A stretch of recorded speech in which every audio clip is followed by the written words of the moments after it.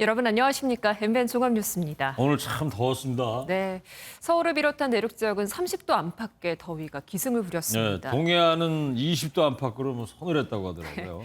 동해안 해수욕장에는요, 이렇게 보시다시피 더위를 식히려는 서퍼들의 발길이 이어졌다고 해요. 네, 그렇군요. 네. 모레가 이제 현충일이고 사흘 연휴 첫날이다 보니까 고속도로도 많이 막혔고요. 네, 장진철 기자가요, 시원함을 즐기는 시민들 만나봤습니다. 드넓은 동해바다에 슈트를 입은 사람들이 가득합니다.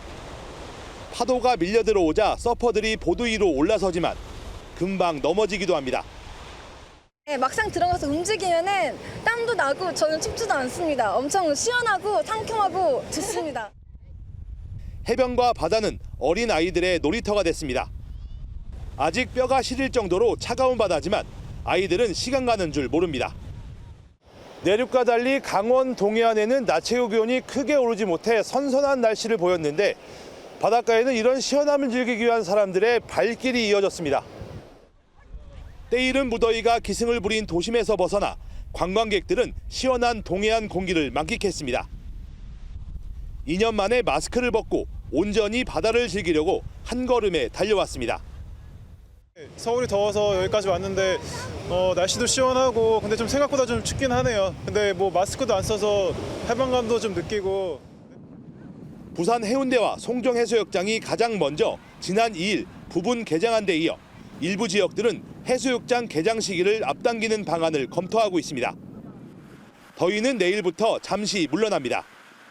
연휴 마지막 날인 6일까지 전국 곳곳이 흐리거나 비 소식이 있어 한낮 기온은 크게 오르지 못할 전망입니다. 연휴 첫날 전국 고속도로와 주요 국도는 곳에 따라 가다서다를 반복했습니다. MBN 뉴스 장진철입니다. 민주당의 6일 지방선거 패배를 두고 불거지는 이재명 책임론에 대해 당사자인 이재명 의원은 연일 침묵을 이어가고 있죠. 이런 가운데 어제 연석회의 이후에 철험회 소속 당내 이재명계 인사들이 SNS를 통해 본격 반격에 나서면서 당 내용이 계속되고 있습니다. 심가연 기자입니다.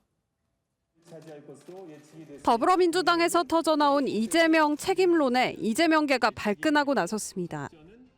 김남국 의원은 자신의 SNS에 선거운동 때부터 일부 의원들은 이재명 죽이기를 기획하고 있던 것 같다며 작전서를 제기했습니다. 김용민 의원은 부족하고 문제점 파악 못하는 국회의원들과 당 의사결정에 관여하는 사람들이 이제는 정신 차려야 한다며 공격에 가세했습니다. 어제 6일 지방선거 참패에 따른 수습책을 논의한 국회의원 당무위원 연석회의 때 말을 아꼈던 모습과는 달라진 모습입니다. 그 비대위원장 추천이나 뭐 이런 것도 아직 그런 정도의 구체적인 이야기는 안 됩니다.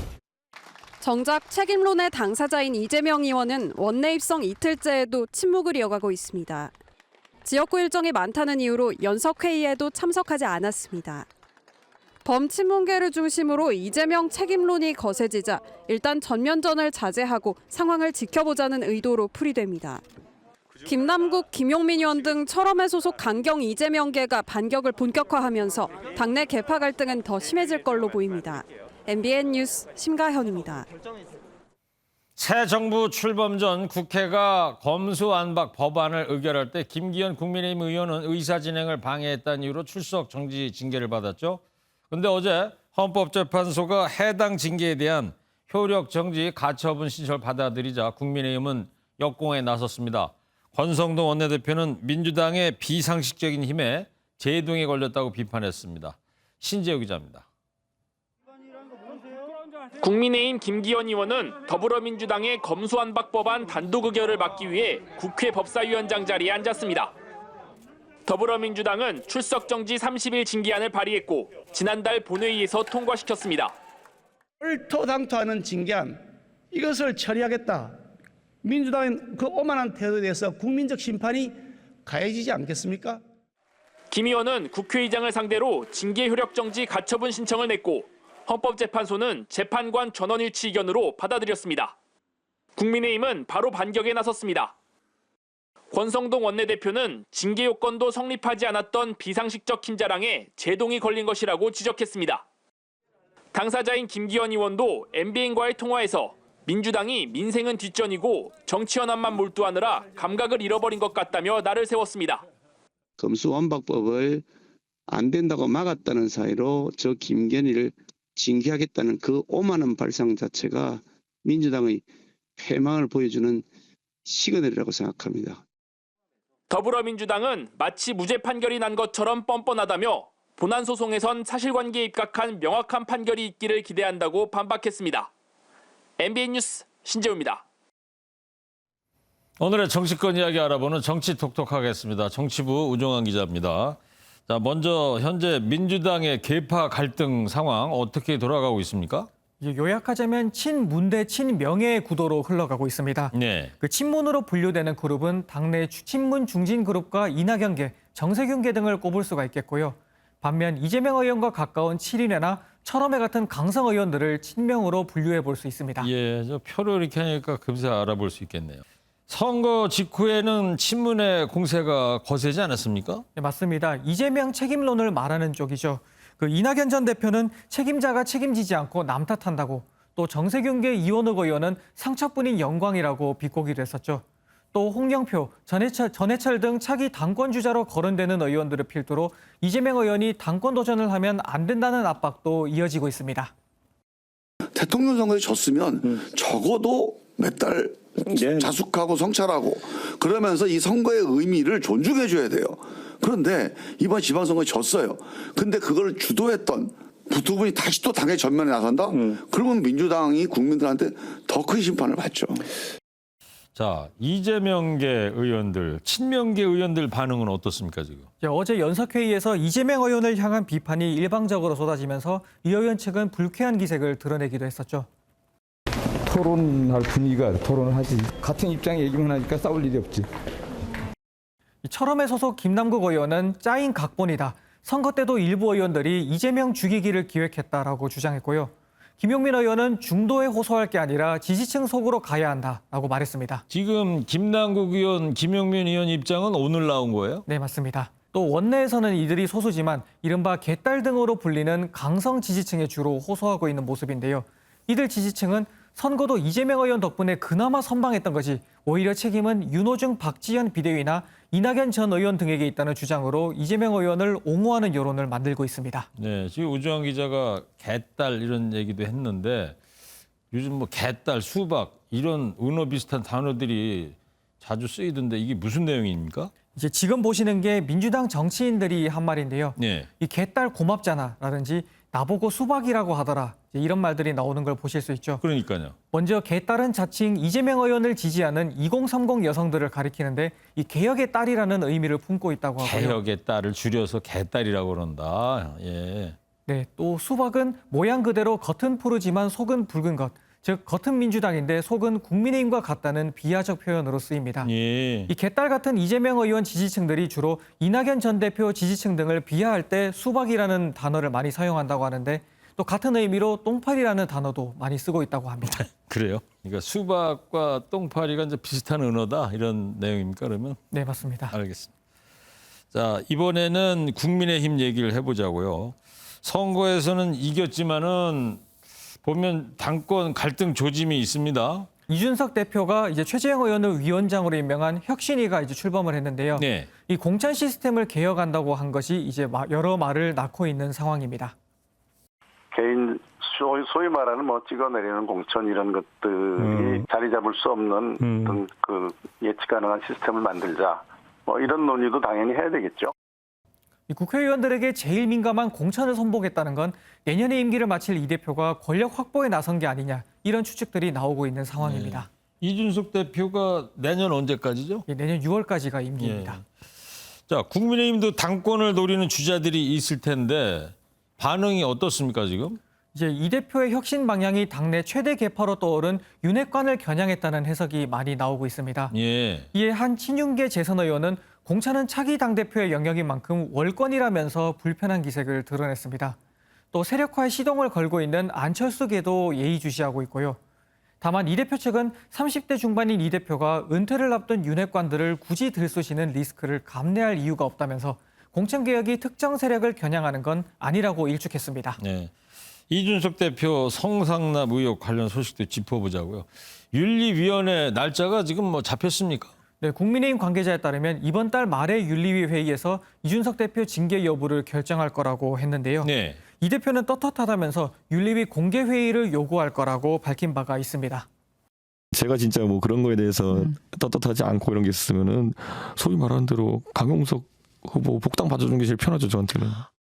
그러면 이준석 대표는 윤리위원회 자체를 공개적으로 하겠다 그런 입장이라는 거예요? 네, 맞습니다. 원래 국민의힘 당규상 윤리위는 비공개가 원칙인데요. 의원들이 의결을 하면은 공개로 이제 전환을 할 수가 있습니다. 네. 이 대표 측은 비공개 상태로 징계를 결정하면은 정치 공세를 자인하는 셈이기 때문에 윤리위가 정무적 판단을 잘 할 거라고 말했습니다. 성상납 의혹을 처음 제기한 강용석 변호사는 현재 우크라이나에 가 있는 이 대표를 향해 떳떳하다면 해외 도피하지 말고 경찰 수사를 받으라고 주장했습니다. 네. 자, 마지막으로요. 윤석열 대통령이 나토 정상회의에 참석한다고 하던데요. 네, 대통령실 관계자는 오는 29일부터 스페인에서 열리는 나토 정상회의에 윤 대통령이 참석할 것을 검토하고 있다고 밝혔습니다. 이 참석이 확정된다면 윤 대통령의 다자 외교 대비 부대이자 중러에 맞서는 미국의 노선에 발을 맞추는 행보가 되는데요. 마침 기시다 후미오 일본 총리도 참석을 검토 중이라는 보도가 나와서 한일 정상회담이 성사될 가능성도 나오고 있습니다. 알겠습니다. 잘 들었습니다. 정치부 우정환 기자였습니다. 어제 인터넷에 윤석열 대통령의 자택을 테러하겠다고 글쓴 이가 오늘 새벽 거제에서 검거됐는데요. 잡고 보니까 대학교 1학년 휴학생이었습니다. 왜 그랬나 물어보니 대통령이 공약으로 내건 병사 월급 200만 원을 지키지 않아서라고 대답했습니다. 표선우 기자입니다. 그젯밤 윤석열 대통령의 부인 김건희 여사 팬카페에 올라온 글입니다. 작성자는 3일 오전 6시 정각 윤석열 대통령 자택에 테러를 하겠다고 적었습니다. 누리꾼이 이를 국정원에 신고했고 상황을 전달받은 경찰은 자택 인근에 경찰 특공대와 강력팀을 배치했습니다. 다행히 실제 테러는 일어나지 않았습니다. 수사에 착수한 경찰은 오늘 새벽 경남 거제에서 작성자인 남성 A씨를 검거했습니다. A씨는 검거 당시 자신의 범행 사실을 인정한 것으로 알려졌습니다. 대학교 1학년 휴학생인 A씨는 대통령이 공약이었던 병사 월급 200만 원 지급을 지키지 않아 개인적인 불만의 표시로 글을 올렸다고 진술했습니다. 경찰 조사 결과 배후나 공범, 다른 범행을 준비한 정황은 없는 것으로 밝혀졌습니다. 경찰은 A씨를 협박 등 혐의로 불구속 입건했습니다. MBN 뉴스 표선우입니다. 윤석열 정부의 첫 대법관 후보군이 거론되고 있습니다. 홍승면 서울고법 부장판사, 김형두 법원 행정처 차장 등입니다. 윤 대통령 임기 중 대법관 14명 중 13명이 그리고 헌법재판관은 9명 전원이 교체되는데요. 보수 색채를 띨 것이란 전망 속에 첫 인선이 관심을 모으고 있습니다. 서영수 기자입니다. 대법원은 오는 9월 임기가 끝나는 김재형 대법관의 후임 인선을 위한 첫 단계인 국민 천거 절차를 마무리했습니다. 후보군은 조만간 공개됩니다. 김영두 법원행정처 차장과 홍승면 서울고법 부장판사가 물망에 올랐고 문재인 정부에서 명맥이 끊긴 검찰 출신으로는 봉욱 전 대검차장이 거론됩니다. 현재 김명수 대법원장을 포함해 대법관 14명 중 진보 성향은 과반을 넘는 8명으로 분류됩니다. 윤석열 정부 임기 내에 대법관 13명이 교체되는 만큼 보수 색채가 짙어질 것으로 예상됩니다. 한동훈 장관의 법무부 산하에 설치되는 인사정보관리단에서 대법관 인사검증을 할 가능성이 크다는 점도 대법원의 보수화 가능성에 무게를 더하고 있습니다. 그 범위와 대상도 새롭게 늘리는 것도 아니고요. 오직 헌법과 법률의 범위 내에서 진행되는 통상 업무라고 말씀드리겠습니다. 헌법재판소는 유남석 소장을 포함한 재판관 9명 전원이 윤 대통령 임기 내에 교체됩니다. 재판관 6명이 진보 성향으로 분류되는 헌재 구성원 역시 보수 성향으로 무게중심이 바뀔지 관심입니다. MBN 뉴스 서영수입니다. 서민의 술, 소주죠. 소주 출고가 지금 원활하지가 않습니다. 이천 하이트 진로 공장 앞에서 화물 기사들이 운임 인상 요구하면서 사흘째 파업을 벌이기 때문입니다. 파업이 길어지면 소주 대란이 빚어질 수도 있을 거라네요. 경유값이 너무 올라서 화물 기사님들도 힘들고 이거 말이죠. 서민 경제 정말 걱정입니다. 장명훈 기자의 보도를 먼저 보시고요. 뉴스 추적하겠습니다. 경기 이천시에 있는 주류업체 하이트진로의 소주 생산 공장입니다. 하이트진로의 계열사인 물류업체의 화물연대 소속 기사들이 파업 집회를 벌이고 있습니다.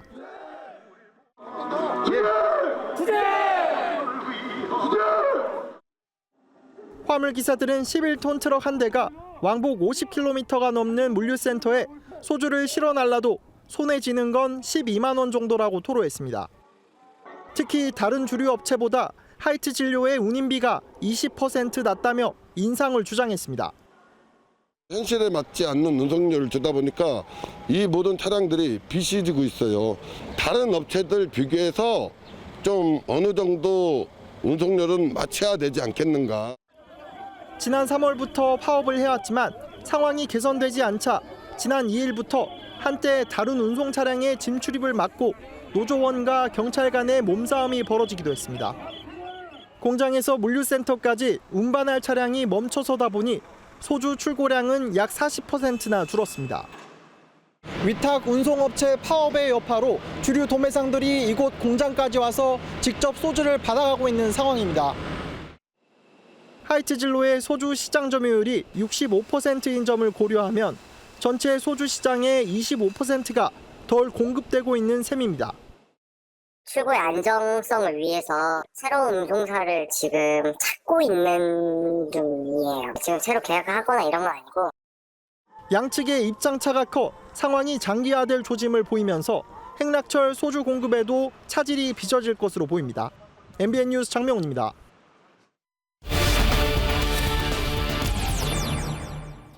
네, 근데 이 앞서 보신 화물차 파업이 하이트진로 공장에서만 끝나는 게 아닙니다. 민주노총 화물연대가 연휴가 끝나는 다음 주 화요일 7일부터 총파업에 돌입한다고 합니다. 왜 파업을 하게 되는지, 파장은 또 어떨지 지금 또 민경현 기자 뉴스 추적하겠습니다. 자, 민 기자, 이번 파업에서 화물연대가 요구하는 거는 뭐죠? 네, 먼저 안전운임제라는 개념부터 설명을 드려야 될 것 같아요. 안전운임제. 예. 과거에 화물차 운전자가 더 많은 일감을 받기 위해서 과로나 과속을 한다든지 아니면 과적을 하는 경우가 굉장히 많았잖아요. 예. 이를 막고자 정부가 2020년 도입한 게 바로 안전운임제입니다. 운송 원가의 적정 비용을 더한 금액을 화물차주의 안전운임으로 보장하는 일종의 최저임금 같은 개념인데요. 그런데 이 제도가 일몰제여서 3년째인 올해 말에 폐지됩니다. 이 안전운임 제도를 계속 연장해 달라는 게 화물연대의 핵심 요구사항입니다. 네. 안전운임제가 그러니까 3년 기한을 해서 이제 올해 말에 끝나게 된다. 네. 그러면 지금까지 안전운임제가 화물 기사들 입장에서는 괜찮은 제도였습니까? 네, 효과가 확실히 있긴 있었습니다. 정부 조사에 따르면은 제도 도입 이후에 화물차 운전자의 노동 시간이 월 5%에서 11% 정도 감소했고 예. 수입은 20%에서 최대 2배까지 상승을 했는데요. 그럼에도 이 제도를 유지하는 게 뭐 그렇게 간단하게 결정할 수는 없습니다. 기업들이 안전운임 산정 기준이 명확하지 않은 데다가 이 안전운임 제도로 물류비가 지나치게 올랐다고 주장하고 있기 때문입니다. 네. 여기에 글로벌 원자재값 상승이나 금리 인상 등으로 연일 물가도 치솟고 있어서 상황이 더욱 복잡합니다. 주무부처가 국토교통부죠? 네, 주무부처인 국토교통부도 대책을 세우고는 있는데요. 곧 안전운임 TF를 꾸려서 이와 관련한 논의를 할 예정이었습니다. 하지만 화물연대는 TF 구성 자체가 이미 너무 늦었다면서 비판하고 있습니다. 이 밖에도 고유가에 대한 대책 마련이나 운송회사에 개인 화물차를 등록하는 기입제 개선 등 화물운송 산업 구조 개혁 등도 함께 요구하고 있습니다. 그렇군요. 자, 이제 7일부터 연휴 끝나고 총파업이 예고대로 시작이 된다면 참 그 파장이 우려가 되는데 참여 규모는 얼마로 지금 예상이 되고 있습니까? 일단 파업은 오는 7일 0시부터 시작을 합니다. 서울, 부산, 울산 등 16곳에서 동시에 시작될 예정인데요. 네. 참여 인원은 화물연대 조합원 약 2만 5천 명입니다.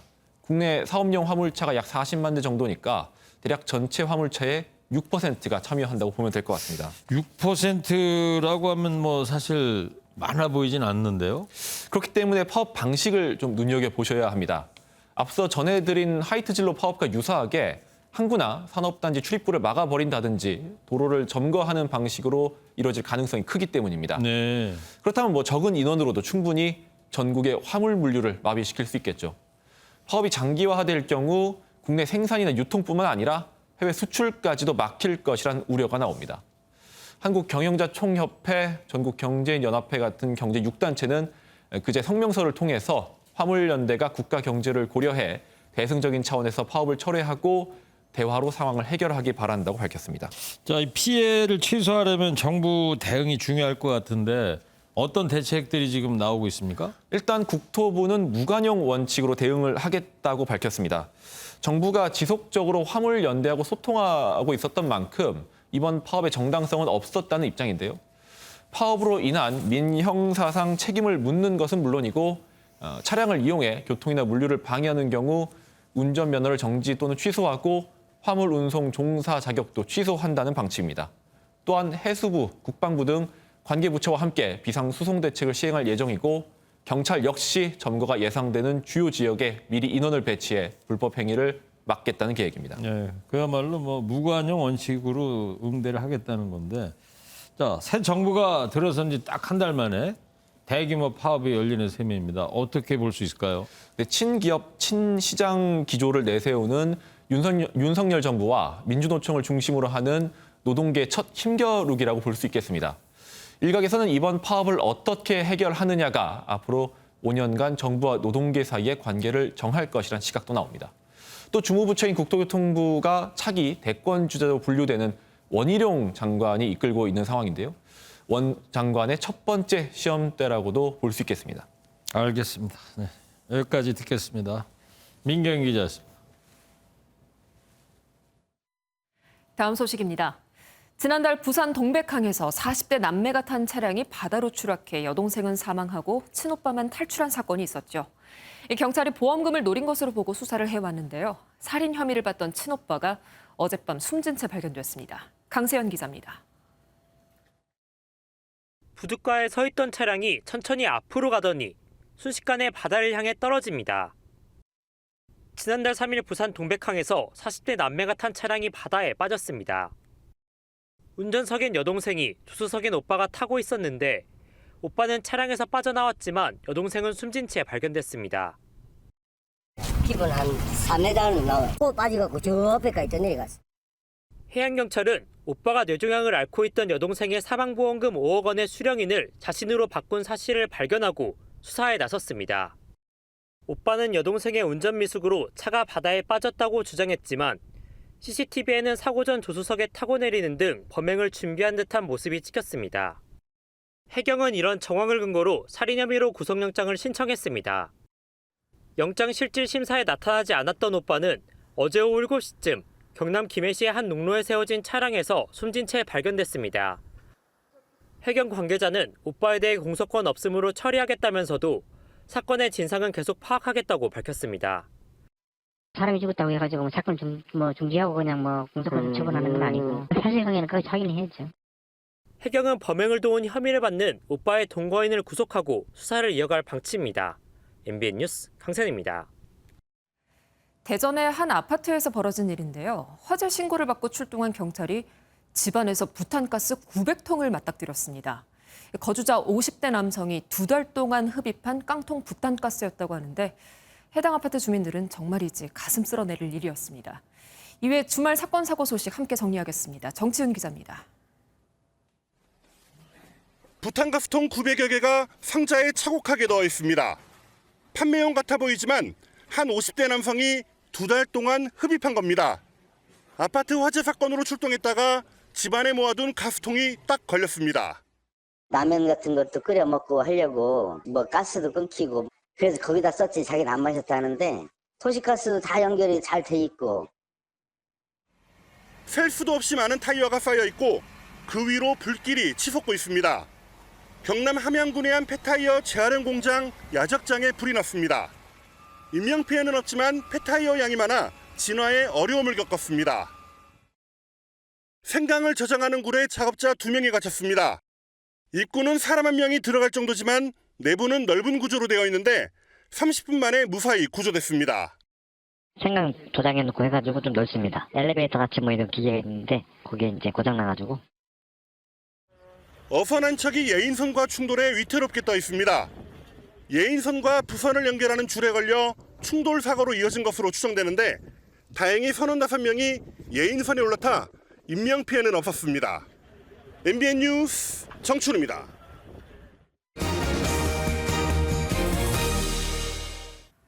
지금 한창 농사철인데 이렇게 보시다시피 땅이 갈라졌습니다. 비가 너무 안 오고 있어요. 수확을 앞둔 마늘, 감자 성장을 멈췄고요. 고구마 수는 말라 죽어가고 있다고 합니다.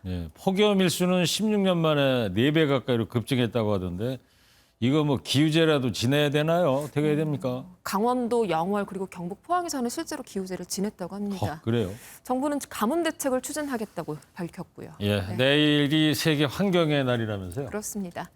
현실이 된 폭염과 가뭄, 기후재난에 우리 모두 경각심 가져야겠습니다.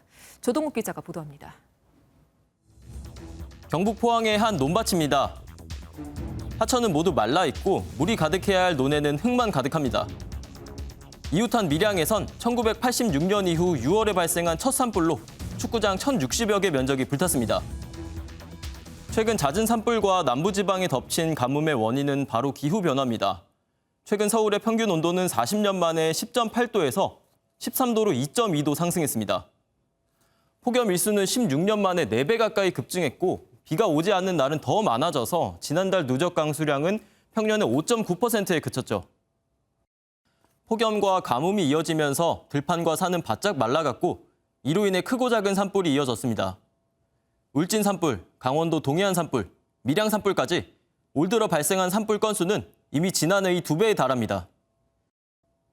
기후변화가 가져온 재앙은 한반도에 그치지 않습니다.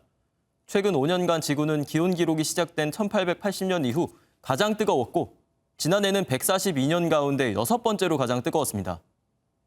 산불과 호우, 태풍과 가뭄 등 자연재난이 갈수록 급증하고 있고 80년 뒤 지구 기온이 4도 더 오르면 인류는 생존의 갈림길에 설 것이라는 전망입니다. 환경과 기후의 중요성을 알리고자 만든 세계 환경의 날이 50년을 맞았지만 지구 종말 시계는 여전히 100초 전에 머물고 있습니다. MBN 뉴스 조동욱입니다. 잦아드는 줄 알았던 세계 코로나19 확산세가 심상치가 않습니다. 미국에서는 마스크 의무화가 재도입되기 시작했고요. 유럽에선 사망자와 입원자가 늘고 있답니다. 올여름 해외여행 준비 중인 분들 이 뉴스 잘 들어보시기 바랍니다. 전민석 기자입니다. 미국에선 지난 일주일간 하루 평균 10만여 명이 코로나19에 감염됐고 입원 환자도 꾸준히 늘고 있습니다. 실제로는 하루 평균 최대 300만 명까지도 감염되고 있을 것으로 추정됩니다. This is the time. There's a lot of virus. Please put your mask back on. That's absolutely what I'm saying today.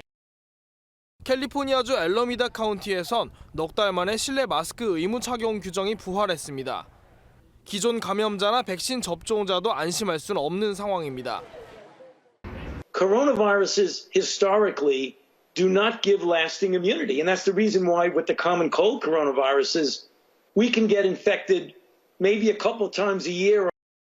대서양 건너 유럽도 확산세가 만만치 않습니다. 포르투갈에선 지난 2달간 오미크론 변이의 하위 변이인 BA5가 크게 유행해 1,400여 명이 숨졌습니다. 독일 역시 꾸준히 BA5 변이로 인한 감염자와 사망자가 늘고 있습니다. 우리 방역 당국이 2급 법정 감염병으로 지정한 원숭이 두창도 전 세계적으로 빠르게 퍼지고 있습니다.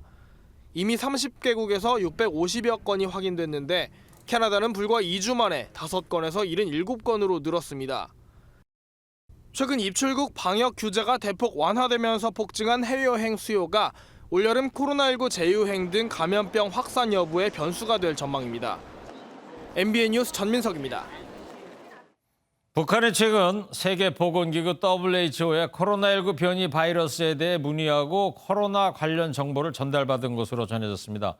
북한이 밝힌 발열 환자는 400만 명 정도인데요. 주민들을 향해서는 자체적인 과학 방역으로 코로나 상황이 안정적으로 관리되고 있다고 선전하면서 밖으로는 도움을 청하고 있는 겁니다. 김지영 기자입니다. 북한이 밝힌 신규 발열자 수는 7만 9천여 명, 총 발열자 수는 399만 6,690여 명입니다. 누적 발열자 수가 400만 명에 육박하지만 총 사망자는 71명, 북한이 주장하는 치명률은 불과 0.002%입니다. 유입자 수가 뚜렷한 감소치를 보이면서 하루가 다르게 줄어들고 남기자 수가 계속 우세를 차지하는 반. 북한은 변이 비루스의 유전자 배열 16,000여 건을 분석해 악성 전염병 진단에서 정확성을 보장하는 과학적 담보를 마련했다며 과학 방역으로 코로나 상황을 안정적으로 통제하고 있다고 선전했습니다.